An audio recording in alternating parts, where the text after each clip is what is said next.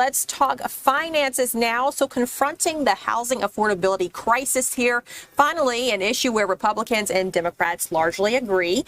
Congress is finalizing a bill taking direct aim at the affordability challenge across Atlanta and the whole country in general. So joining us for what this may mean for average buyers and sellers is Justin Farmer. He's the CEO of Exit Wealth Advisors right here in the city of Atlanta. Justin, thanks so much for joining us today. Tell us, how close is this to reality? Absolutely, and good afternoon. Well, this is good. Republicans and Democrats, at least when it comes to housing, can apparently get along, because you have the House and the Senate expecting to vote and pass legislation this week. And again, it looks like it has a widespread bipartisan support through the various versions that have already passed, that I expect the final few issues, if you will, they'll get through those, and I expect this to become the law of the land. So tell us some of the highlights here of this legislation.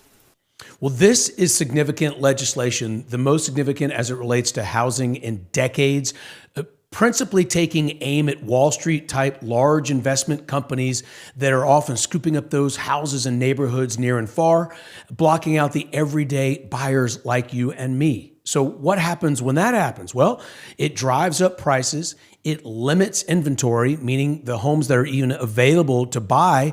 And this law, if and when passed, is going to restrict entities, those investment companies, from owning more than 350 properties. So instead of them going coast to coast, like BlackRock or similar, and they're owning thousands and thousands of single-family homes, this would say to those investment companies, you can own 350 at a maximum. Thanks so much for explaining. Now let's talk about those frustrated buyers. How does this all impact them? What does this mean for them? Well, let's talk about this in three different ways. Firstly, you're going to level the playing field. That's the goal. Everyday families will no longer have to go toe-to-toe in bidding wars against the Wall Street types, those multi-billion-dollar cash funds. They're likely going to beat out you and me. They're willing to overpay a little bit to get the property because it's a long-term investment for them. The average buyer may not have that luxury.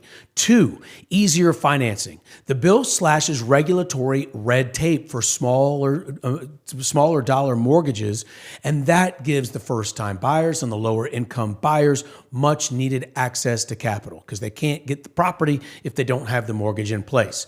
And more inventory. By cutting timelines for the environmental assessments and expanding appraisals, you think about the carpenters and all of the workers who can get started. They can get started more quickly, which then puts more houses up for sale.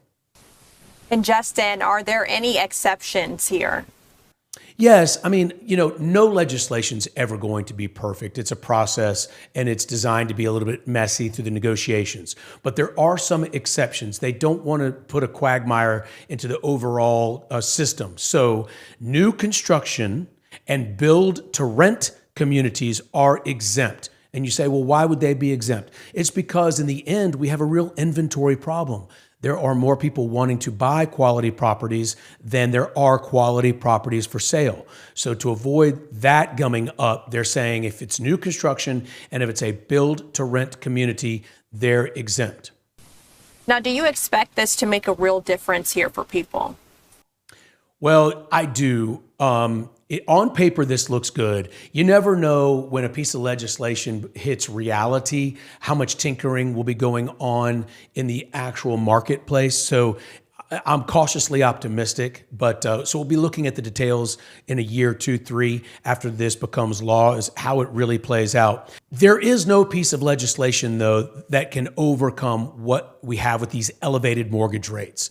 We were all thinking a couple of years ago that by now, the 30-year mortgage rate would be back near 5%, maybe 4.5% to 5.25%. I mean, that sounds fantastic right now. Long gone are the COVID days of the 2% and 3% mortgages. Bye-bye. Those are gone. But also what seems to be sticky are these 6.25%, 6.5%, or 7% mortgages that are very uncomfortable. These are numbers that Americans haven't been accustomed to since the late 90s.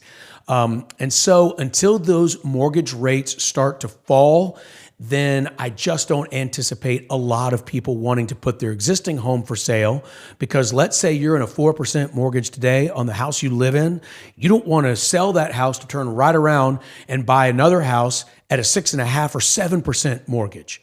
In essence, that house just became much more expensive. So until mortgage rates start to fall, I think this current environment that's a little slow is going to persist. Justin, thanks so much for joining us. We love having you on weekly to talk about important topics like this. Thanks so much for joining us. Have a nice afternoon. Thank you. You too, Justin.